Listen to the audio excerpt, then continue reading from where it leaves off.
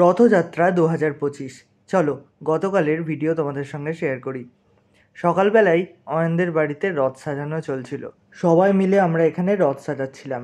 অন্যদিকে পুজো হচ্ছিল। পুজোর ওখানে বেশিক্ষণ ছিলাম না, কিছুক্ষণ থাকার পর রথ সাজানোর কাজে হাত লাগিয়েছিলাম। নানান কাজের মাঝে অল্প অল্প করে তোমাদের জন্য ভিডিও করেছি, আর কিছু ভিডিও বন্ধু বান্ধবের থেকে নেওয়া।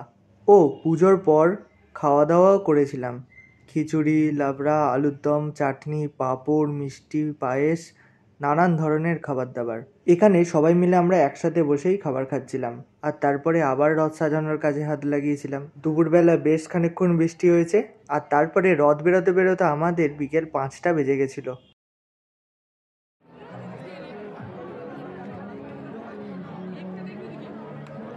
এই জায়গাটা আমাদের চুঁচুড়া শহরের রথতলা। এখান থেকেই মোট 15খানা রথ বের হয়, আর আমাদের রথ 14 নম্বরে ছিল।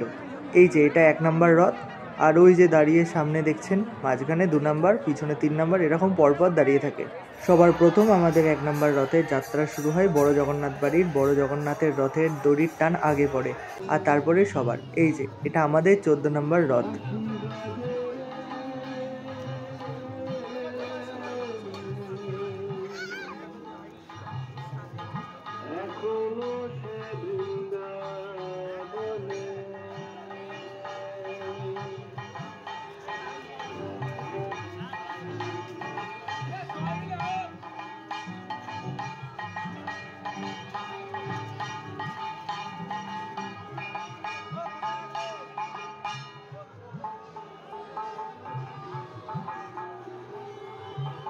প্রতি বছরই আমাদের কিছু না কিছু রথে চমক থাকে, আর এই বছরের চমক এই ব্যাপারটা। কেমন লাগছে অবশ্যই জানিও কমেন্টে।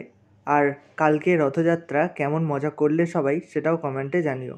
সকলের শুভ হোক, সকলে ভালো থাকো। দেখা হবে আবার উল্টো রাতে তোমাদের সাথে। জয় জগন্নাথ।